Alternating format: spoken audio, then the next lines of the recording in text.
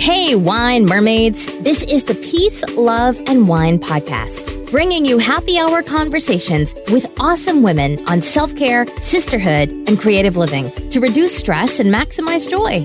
Life is short, so grab a glass and get ready to sip, sparkle, and make a splash. Make sure to visit peaceloveandwine.com and enter your email to receive VIP deals and get your free self-care download. Now, here's your wine sister hostess with the mostest, Tiffany Humfeld. Hello, everybody. Thank you for joining us for our virtual happy hour series, Creative Women, Wine, and Wisdom. How to de-stress, cultivate creativity, and embrace sisterhood over a glass of wine. I would like to welcome our special guest today, Julie.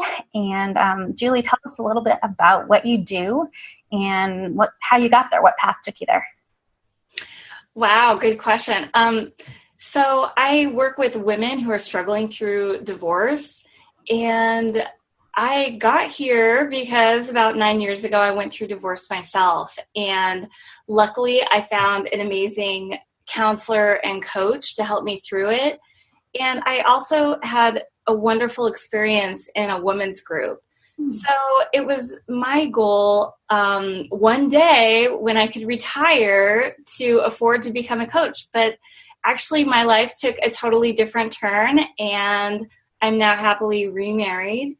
And my husband is supporting me on this journey of bringing this wealth of information to women struggling through divorce that I learned the hard way. So I have a program and a wonderful Facebook group, Thriving Through Divorce. And you can find my Facebook group, it's the Thriving Community, or you can just search Thriving Through Divorce. And it's a free group, but it is private. So that's what I'm doing. And I love providing free information in the Facebook group, but also helping women through my program and through one-on-one coaching through the hardships of divorce. Yeah, that's, I luckily haven't been in that position, but I think it's probably very important because, every once in a while you think of things or you wonder if your life had gone a different direction, and it's really scary. So absolutely, just imagining it is scary. I can't try to imagine what actually going through it would be like. Right. Well, and one of the things that I really also try to focus on with these women is helping them identify what went wrong, right? Like there's so many divorces out there in the world today, and there's so many people that stay together when maybe they shouldn't. They're doing it for the kids, and it's a struggle and it's a hardship. So not that I'm out there encouraging divorce. I really try to capture women who are already in the process because I really don't influence either way. There's even some women that have gone through my program and decided to get back together with their husbands. That's awesome. So I think it's beneficial either way. I think learning to do some of these things like take care of ourselves, we're talking about self-care. That's one of the biggest things that women these days don't do. And they feel run down and run over. And sometimes they blame their husband when maybe it isn't him, Good point. Yeah, I think sometimes we have, especially as women, so many romantic expectations of marriage that when it falls short, it's like, how come this isn't my fantasy? Exactly. I read this wonderful article based on the work of Gottman, I think John Gottman, and he's a relationship researcher, and I love to post this article in my group, and it amazes me how many people don't read it, but it's very long and it's a great article, and it talks about how he says in all his research, he found that good marriages have two things. And those two things are the husband and wife treat each other with kindness and generosity. And that's it. Those are the two things to make a marriage work. Isn't that amazing? That is amazing. That how many people who pick their husband in their 20s go into a marriage knowing this valuable information, right? There's so many emotional lessons that we don't learn growing up, or we learn them by default, and it's not the most healthy way to deal with them, right? It's so true. It's so true. But like, to bring it back around to self-care, there's so many women that are completely worn down because they're not taking care of themselves. Right. And like, I don't know how many times you're going to hear this, but probably many of your guests are going to say, we need to put the oxygen mask on ourselves first before we put it on the children. Yes. And this is true in life. Absolutely. We need to take care of ourselves so that we are energetically available to our children. Otherwise, we are working from an empty bucket. Right. When our emotional bucket is completely depleted, that is when we freak out at our kids or lose our minds at our husbands or whatever. So we need to make sure that we're totally filling our own bucket. And it doesn't have to deplete the energy of other people around you. When you are doing self-care, it is self-provided bucket filling. Right. Yes. So let's say, I imagine some of our audience doesn't necessarily take the time or haven't really found a way to juggle all the workload of life and self-care. How do you recommend people try to cultivate that? First of all, in my group program, I absolutely recommend that the self-care start at the very health-related items. So if you've been putting off going to the dentist, you need to go. Like, you got to take care of your body. And that means the very bare minimum things, and that is the health and wellness pieces.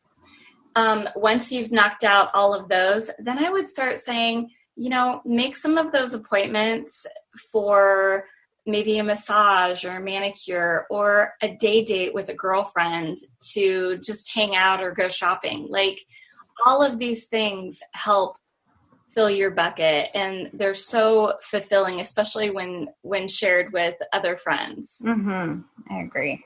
Yeah. But it can be something super simple, like taking a bath with bath salts and enjoying a glass of wine, which is one of my favorite things to do. That's one of my favorite things to do too, but I don't have a bathtub anymore. So I have a jacuzzi, so that's, Well, that's I can't really go into the community jacuzzi without my clothes on, so. Well, but you could probably take a plastic bottle with you. Oh yeah, there's definitely wine involved. Awesome. Okay, those are some good things. Do you have any sounds that really relax you, or any music you like to listen to, anything like that? It's really funny that you asked that, because I noticed when I went through like my own personal transformation after my divorce that I quit listening to the radio. It was because I couldn't control what music was coming inside me. Mm-hmm. And music ignites emotion and thoughts, and those thoughts create either negative or positive emotions. And I really wanted to focus on music that only brought me positive emotions, right? Like, who wants to sit there and listen to really depressing country music all the time? It's really going to make you depressed. Right. That's maybe the first 24 hours, right? But then you got to move on. Right, exactly. Maybe the first 24 hours, but you got to move on. But like, I really curate the music that I listen to, and I totally use Spotify. And, anytime my 14-year-old son is in the car, we are stuck listening to his curated music. But I've trained him well, so he really does have a good 90s pop list that we both like to listen to. That's good when you can find a happy ground there. Yeah, absolutely. But definitely curate your list and listen to positive music and whatever makes you feel good. Yeah, isn't it amazing? Sometimes lately, obviously now that I'm doing this event, it's made me more aware of my own self-care and my stress levels and all of these things. Mm-hmm. And the other day I was having a really rough day. I'm dealing with some things that are challenging right now. And I just turned the Michael Jackson station on my Pandora, and there was lots of dancing happening. So I was the only one in the room, but it was a lot of fun. I love it. But see how that like totally ignited that just happy energy in your body. I love that. And think about how many like commercials we're stuck listening to, or just that clutter of noise when we allow non-curated music lists into our life. I need to find out what music my grocery store plays, because I am in the middle of the aisle and I'm like, oh my God, I love this song. And I'm like trying to Shazam it, right? But it's like too loud in there and I can't ever get it. So I have to find out what that is. But my grocery store is the best music. That's so funny. Yeah, I haven't really paid attention. Although a lot of times I'm listening to podcasts as I'm grocery shopping. Good for you. Absolutely. Do you have any specific habits or progress that you'd like to make in terms of your own stress reduction and goals? Yeah, progress I'd like to make. There's so much. I feel like I've come a long way. I've learned so much, and I would say progress I would like to make. I would really love to have a practice of meditation. And I know it is really easy to do, and it's really a big goal, and I still haven't done it. So I have to try and figure out what's blocking me there, because I just haven't gotten into it. I have a similar goal, and I sometimes reach it. One thing I love, there's an app called Insight Timer. And it has guided meditations, which I love because it helps you focus. And there's things as little as 2 minutes long. So you can't really make the excuse, you know? You just have to. You know what's really funny is I was watching the news this morning, and they had this incredible special about a kindergarten teacher who was teaching her kids to meditate. And these kids are at 7 minutes. I don't think I can make 3 minutes without losing my mind. So these little kids are at 7 minutes, and I'm just like, wow, that's so awesome. That is really awesome. I took a meditation class last year, and it felt so good. But just having the accountability of the class, right, was really helpful as well. Yeah. So if you want a meditation accountability partner, let me know. Okay, sounds great. I love going to Gabby Bernstein's website. She always has really good meditations, and she's so encouraging for the newbie. Mm-hmm. So I've watched a lot of videos about meditating. It's just putting it into regular practice. So I think what I need to do is put it on my calendar. Mm-hmm. Because if it's not on my calendar, it's not going to happen. Yep. I totally get it. This is why I think scheduling self-care time is important too, because same thing. People think that's the last thing they have time for, right? But it's maybe the most important thing. Absolutely. Maybe if I scheduled it, my wine meditation, it'll actually happen. Yes. See, actually, my coloring cards that I have that are, I call them meditative coloring cards, because they really are. I mean, you get in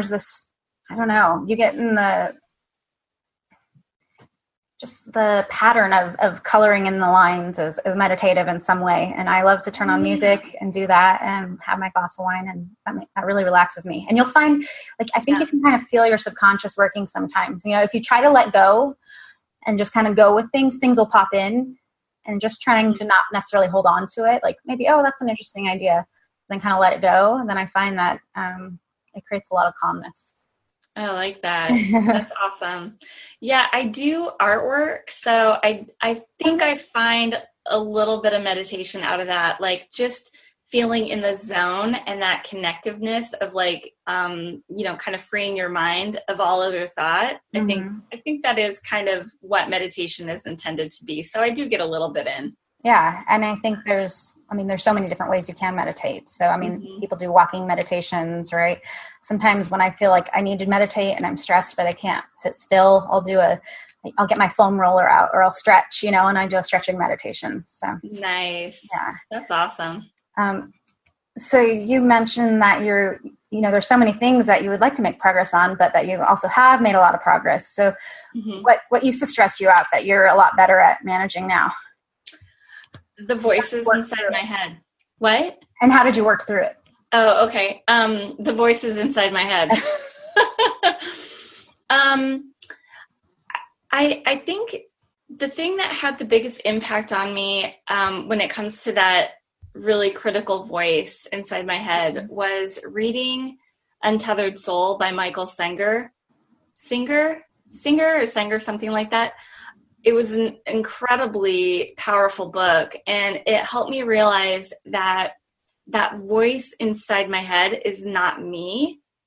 And the realization that I created with reading this book was very helpful, but I needed to find a way to put it in practice, shutting up that voice inside my head, like literally shutting it down. So I did. I created a practice of like how to overcome that voice. And I have to say, it's really transformed my outlook and my attitude on everything. Wow. That's awesome. Like, I mean, I just don't think I was a very positive person before. And now I realize that I have so much more control over things than I ever thought I did. That's neat. So what does that look like when you're shutting it down? Is it talking back to it or what? I think the biggest question that I like to pose to it is what else could be true? Because our brain likes to make up shit, right? Can I say that? That's fine.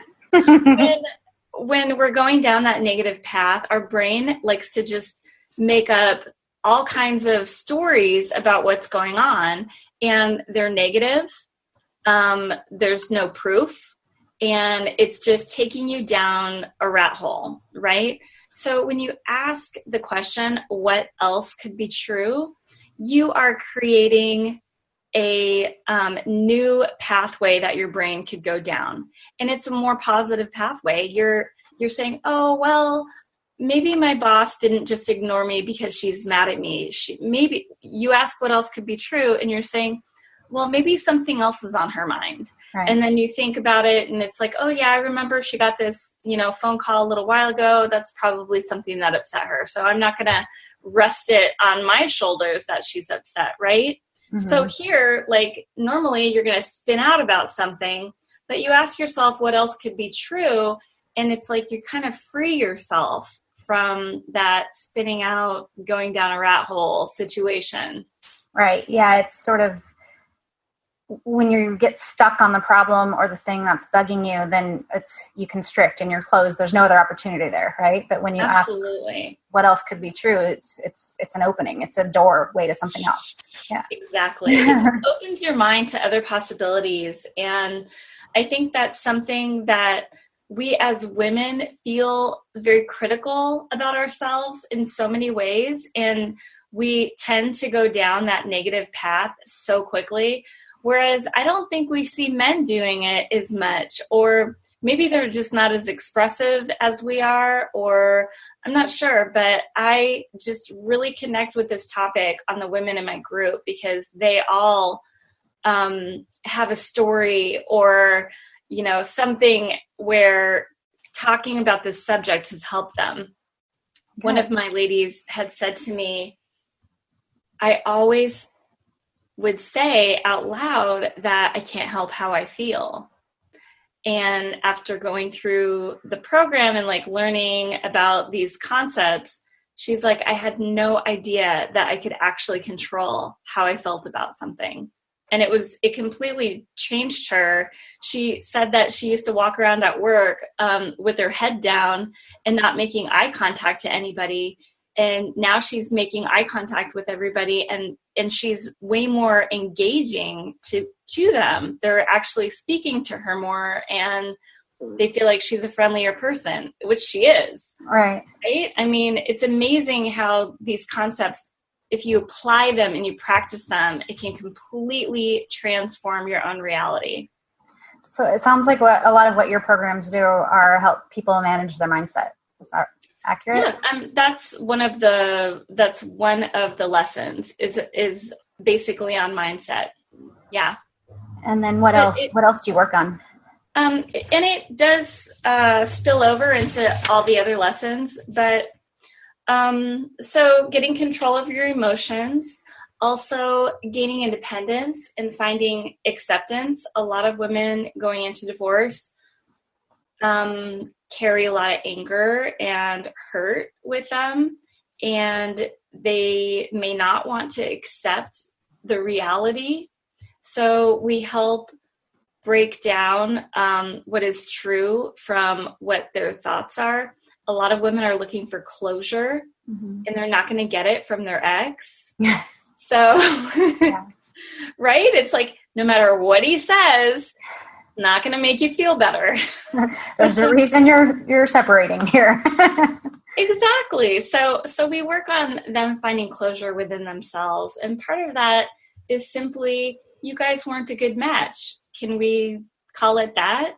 And when they like hear that and they fully accept that maybe they weren't a good match, it relieves that pressure that it was their fault, right? It takes that feeling of it being anybody's fault away from her or away from her spouse. So let's see, we talk about regaining your power, which is super important, especially when there's an ex that tends to push their buttons. We talk about reinventing themselves, because the future that they always knew is no longer. And that feels so scary to so many women. So we kind of like debunk that it's so scary. Here's what it really is. Oh, you can kind of see my little doggy in the background. Hi, puppy. So a lot of really good stuff in this program. Thanks for asking. Yeah, I think those are all important things that it seems like there's not a lot readily out there. You know, you don't see this as a topic all over the place. At least you may, because you're in it, but I don't. You know, I didn't. And I think that's why I saw the need for it. And at first I was really resistant. I'm like, who wants to work with women going through divorce all the time? Like, it would be awful. Like I had a co-coach who works with people who are in grief because they lost a child. So it's like, these topics are really, really hard. But the other side is so amazing. And if you can just keep shining the light on what could be and how your life can be better, even though this traumatic event occurred, we all still have to live here on this earth, whether it's through divorce or some traumatic loss in our life. You know, why not make it the most that we can? And I kind of think that's why we're here as humans, is to evolve and raise our own consciousness and help raise the consciousness of others. So I feel very lucky to be doing this and helping women to change their mindset and look at life a little bit more positively. That's good. Yeah, I am. Congratulations on getting remarried too. Happily remarried. Thank you. I feel like I did it right this time. Good. Well, and I didn't do it so wrong the first time. We have two beautiful kids together and can co-parent wonderfully. But I think there's something beautiful in love, and I never gave up on love. And I feel like it's the most incredible feeling that we as humans get to have on earth. So I also help the women in my program, if they do want love again, like, we also kind of declutter some of the skeletons in their closet and some of the, I call it shit bags, which is the shame and guilt that we carry. So we release all of that stuff. And I think it's just very, very freeing. Yeah, you got to let go. Learning to let go is important, and something that I have to work on every day. Right? We do. And it's not even like other people's stuff. It's like our own stuff. Like, we carry this shame and this guilt from our past, even from childhood, like little things that we remember and feel embarrassed about and carry with us. And, you know, it's great to finally have some empathy for your younger self and forgiveness. Yes. You mentioned that you do art. What kind of art do you like to do? It's so funny because I took my niece to an art class, I want to say like 3 or 4 years ago, and we were both introduced to alcohol ink, and it's like amazing. It's super, super fun. And now she is like this professional, amazing featured artist all over the place in town. And I still doodle. That's all right. But yeah, it was incredible to see her growth and to see her develop as an artist. So I just kind of play around with it. It's really a fun medium.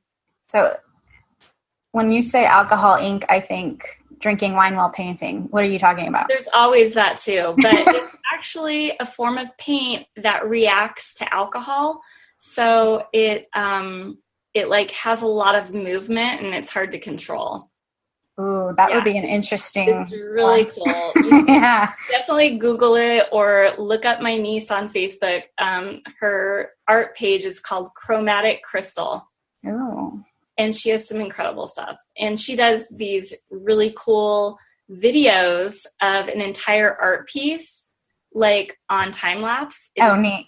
So crazy to watch. And you can see the paint just like freak out. It's so cool. That is really cool. I'm going to have to look into that. I like finding new and interesting activities. So. Well, and I have to say that when I was going through my divorce, that was one of my self-care items, was to be able to sit down and create something. I started with beading and making like jewelry and necklaces. Mm-hmm. And I love that because I always had really fantastic homemade gifts to give people. Mm-hmm. And I taught my kids how to like put together little earrings for their teachers. And I got to say, the teachers freaking loved that my kids made them earrings. Things like that. It was really fun. And I would have girlfriends over to my house and we would bead together and drink wine. And it was some of the funnest times I can totally think of during that really hard time in my life. So I always recommend getting together. That's another big thing is like, if you can go to one of those art classes where you drink wine and paint with your girlfriends, there is so much going on that is releasing in creating art and hanging out with your girlfriends and drinking a good glass of wine. Like so much going on there and triple the self-care. I know, it's kind of like, what's not to like? I did my first successful one recently, and by successful I mean I went there and the wine was included. So, oh my God! First time I went, it wasn't included, and I thought, what am I paying for? That's half of what I think I'm paying for, right? Right. Yeah, but the one I just went to, we actually did finger paintings. The entire thing was by hand, so it was super fun. Heaven forbid you have to scratch yourself. I know. Yeah, we had little cloths that we could wipe our hands on, but that was a concern. My concern was, how am I going to pick up my wine with paint all over my hands? But I love it. I found a way. Where there's a will, there's a way. Either that or you get a really creative wine glass at the end, right? Yeah, I know. I was also saying that. Yeah, we should paint wine glasses. Why not? Maybe that'll be another project I work on. Totally. Are you still beading? Are you still making jewelry? Not really. Well, I really started focusing a lot of energy on my program, and I really love painting, and it's something that I think I just kind of shifted my art from one form to another. Yeah. Do you paint at home? Mm-hmm. Yeah. Yes, I have a permanent mess on my dining room table. So when I actually have to cook like a really big meal for a lot of people, I have to clean up, which is a pain in the ass. Yeah, sounds like it. The painting table gets disturbed. Yeah, but I love that it's always available to me and I can just go sit down and, even if it's just 15 minutes, get started. Yeah, I mean, I've been trying to do a little bit of coloring or something each day. And I mean, that can even be 2 to 3 minutes. If I know I'm stressed and I don't really have a lot of time to spend, I'll just say, okay, set a timer and just go for it. And then, often I'll end up spending a few more minutes doing it just because I'm having a good time. And yeah, I love that because I feel like it kind of like unsticks your mind from whatever it is that you're, stuck on, especially in a work situation. And I would much rather go spend 5 minutes painting than zoning out on Facebook. So it's a much more productive way to spend my time. yes, I agree, because sometimes you can, I call it the void when you're on Facebook or social media. Sometimes you get in there, you're like, how did that hour just go by? And I don't feel less stressed. Exactly. And that's what social media does. So that's another thing I love talking about is unplugging as a way of self-care. And I for sure have time every evening with my family where all the phones get put away during dinner time. And then we also, not every night. I mean, I'm lucky to get it once a week, but we do what I call a family meeting, and we go around the table and we say one thing that we appreciate about each other. And I started this when I was a single mom with my kids as a way to reconnect with them after they spent a day or two at their dad's, because there's always this transition period with kids. And I know single moms will say, oh my God, yeah, I totally know what you're talking about. It's that transition. And it's not unusual. And it also, by the way, ladies, it happens when they go to their dad's house. They're in transition from being with you. So it's a totally normal kid thing of just kind of trying to hit the reset button of being in another home. So I did that with my kids just to kind of ground them. Hey, we're back at mom's now, and let's like start off on a good foot. It was always really helpful. And today they're 12 and 14 and we still do it. And what's the question again? What is something that you appreciate about each person at the table? And we go all the way around the table. And they often like to include the dog just to be funny. That's fun. Yeah. So what does sisterhood mean to you? I love that word. I believe a sisterhood is a safe environment of a relationship where you are absolutely free to be your truest self. And they love you anyway. I like that definition. If you're arrested, this is the person that you call. And how does it's possible that's been something that you've experienced, but I will assume that it's not, unless you want to talk about that. There's something but I guess what role does it have in your life? You mentioned the beating thing when you were going through the divorce and how that was a fun bonding experience.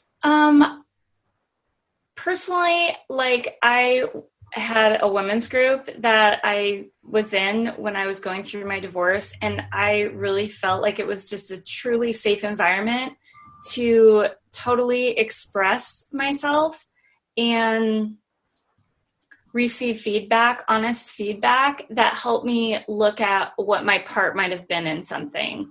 And it was totally new to me to even do that and to have that concept of, them maybe holding the mirror to myself so that I could reflect back on what it was that I was expressing.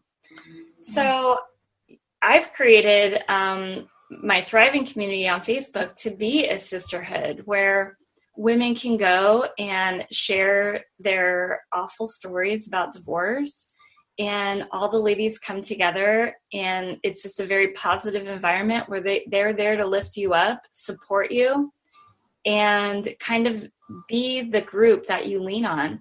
There's so many women going through divorce that feel alone. And they may feel like they've worn out their welcome with their friends, and their friends don't want to hear about it. Maybe their friends don't want to hear about divorce. They're afraid it'll infect their marriage. Or maybe your family. Maybe you just feel like everyone around you is tired of hearing about it. Well, in this group, everyone's in it, And if they're tired of hearing about it, they're just not going to log in to look at the group. Right. But when you have that energy to give, you go in the group and you offer your support to people, and it's just incredible. The group itself is a free group, and I get so many messages that are like, thank you for having this group. I so appreciate it. It's helped me get through my divorce just by having another set of ears to listen. That's awesome. That's fun. That means you're making a difference, right? And I think they're making a difference. Like, I just provided the platform, and they're all out there supporting each other. Of course, I put my 2 cents in as much as I can, but I love that even if I'm not there, I see everyone just being really supportive to everyone. And I'm starting to see it in other groups too. Like, I don't want to be in a group if it's like a bunch of complainers, right? Yeah. Which I think divorce groups easily could be, right? Well, I have posted rules that they have to follow, and I will delete posts that are against the rules. And I do that because I really want to create that environment of positivity, even though people are sharing their saddest stories. It's in the support that I want to see. I don't want people to, I don't know, it's just say awful things to other people. Right. Like, oh, it's because you cheated. And like, that's really unfair. Everybody's journey is completely their own. Everyone's path is completely their own. And however they got to where they are now is exactly what they needed to do to get there. Mm-hmm. So I accept all people, all stories, all journeys. And that's all I ask of my group. And it's working really well. That's great. That's awesome. Well, is there anything else you'd like to touch on before we sort of wrap things up? Not really. I just want to say thank you for creating this awesome platform and, furthering the work of women supporting women. I think that is a super noble cause. So congratulations to you for doing that. Thank you, Jolie. I think you'll find it incredibly rewarding. I already am, and nobody's watched yet. So, right? Well, by the time this goes live, there will be more women. But just doing my interviews has been really rewarding. So, good for you. And you have a little gift for our audience, right? Absolutely. If you go to my website, thrivingthroughdivorce.com, you can download a free 7-step guide to your best life during and after divorce. And as a matter of fact, even if you're not going through divorce, just a little tip, it will tremendously help you. This is kind of like a roadmap to how to have your best life. And I encourage you all to go and grab that. Thank you. Thank you very much. Awesome. Okay. Thank you. Thank you. And again, audience, this has been Julie Danielson with Thriving Through Divorce, and it's been a pleasure. Thank you. Awesome. Thanks, everyone.